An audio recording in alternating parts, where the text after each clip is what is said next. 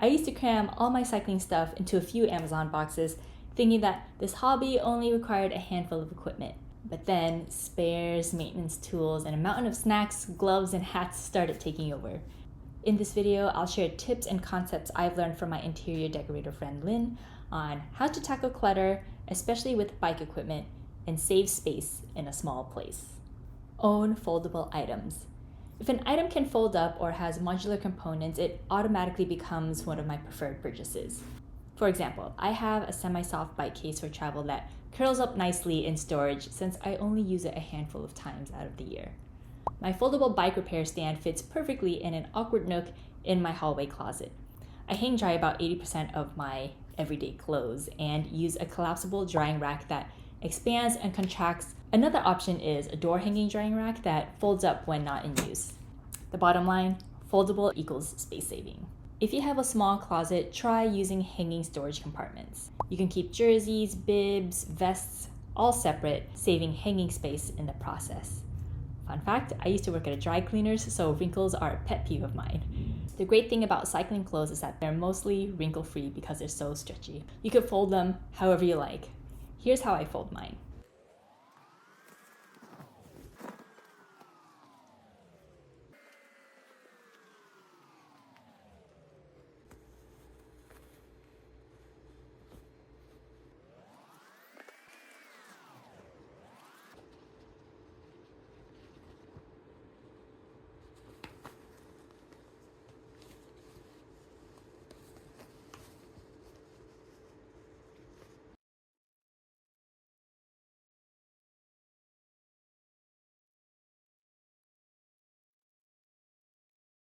My shoes go near the doorway along with my gloves and hats. My snack collection has evolved over the years, from bars, gels, and gummies to Trader Joe's snacks and produce. To organize my cycling snacks in this Elfa drawer unit in my hallway closet, I use plastic bins that I got for free and even reuse packaging from bars themselves. For example, I use nutrition bar boxes to store electrolytes. I own 2 bikes and highly recommend a bike hanging wall system. It's renter-friendly because you don't need to screw anything in the wall, though it is recommended and it is safer. It keeps things off the ground and has additional hooks to hang helmets, shoes, and other bike accessories. Pro tip, angle the hooks so the bike points downward to prevent the front wheel from turning and scuffing the walls. If you have more than 2 bikes, consider wall mounts that swivel like pages in a book to save space. If you have more than 3 bikes, how do you store them? Let me know in the comments. Dedicated shelving unit. It's amazing how much vertical space you can utilize. Cycling gear can get busy, so I needed something with some coverage as well. All the tiny things that I accumulated in those Amazon boxes now live in here, and it's amazing. It just keeps things more organized. So here I use makeup organizers to sort out all these tiny little accessories and extra tools that were just lying around at one point, and now they're in their own slots. I have sunglasses, and I have their pocket here, and then my wallet. This is my current favorite. I have electric air pumps, which is amazing. Okay, so most frequently used items here, and then here I have most of my mechanic related things for bike maintenance. I have my hanging stuff here, helmets, bags, and this is my recovery basket. You could also put a trainer here right now. I have spares in this corner, bigger spares, just like tires and inner tubes in here. And that's that. If your bike stuff is scattered, I recommend getting a unit like this to consolidate your gear.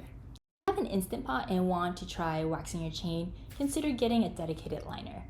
I switched to chain waxing last year, and having a small space forces me to be mindful of what I bring in. I decided to buy a dedicated Instant Pot liner since I already had one. I use the box it came in to store my minimal wax equipment. Whenever I need to use the wax, I just pop the liner in and set it to slow cook. If you don't have an Instant Pot, check out donation stores for an affordable slow cooker, and they come in a variety of sizes. So, where do you start? The first one is start with decluttering. Weirdly, begin warming up by starting small, like taking out trash and clearing walkways. Then dedicate at least 30 minutes to a specific section of your home and take an objective look at what's there. If you haven't used something in 3 months, it's probably better to store it elsewhere or donate it. If items are still in boxes, take them out and assess how often you use them. Create piles for keep, sell/donate, and to be determined if you're on the fence. For example, when I started decluttering, I realized I had a lot of older, unused bike parts just sitting there. I made it a goal to post these items for sale that week, and you never know, someone might want those hybrid pedals you graduated from 6 years ago. Maximize empty space. The biggest revelation from this organizing process with Lynn was that most space-consuming items are just air. After decluttering and talking through items with Lynn, I was able to keep what was necessary. I was surprised by how we repurposed existing containers to fit what I dumped out without spending a penny on new storage. We repurposed and reused anything around us first before we bought anything. For example, I had an Amazon box holding 2 new tires with 40% of it being empty space. I also had spares scattered in containers. After some hesitation, I consolidated my inner tubes in that box, turning it into my large spares storage. So look at clutter as extra space you can get back. Category and frequency. Assess how often you use your cycling items and how convenient they are to access. Would some items be better off near the door, even if most of your bike stuff is in another room? Are there random bike parts in the closet with dog equipment that could be in a better location? I have these Master Link pliers that sit outside my toolbox and is in an easily accessible cup because I use this every few weeks. My foldable bike stand that I use once a month sits in an awkward nook that fits the stand perfectly in my hallway closet. So consider category and frequency when you're deciding where to place your items.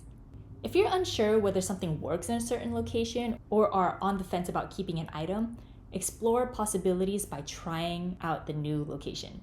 Lynn taught me to view organization with curiosity rather than seeing it as a permanent placement. When I first moved items to a more logical location, I resisted because I already knew where they were. Once I embraced the change, I found that it brought more space to my hallway closet and maximized the space in my bike closet. If the placement rubbed me the wrong way, I could always move it back, but it was worth trying if I'm looking to be more organized. There are hundreds of other ways to organize cycling gear, and probably with the more aesthetic organization boxes. These are some methods that have worked with my lifestyle and values. If you're looking for a consultation with Lynn, check out my description below. She is amazing at looking at your current situation and understanding your goals to make sure that it fits with your lifestyle. How do you organize your stuff? Let me know in the comments. Thanks for watching. Bye.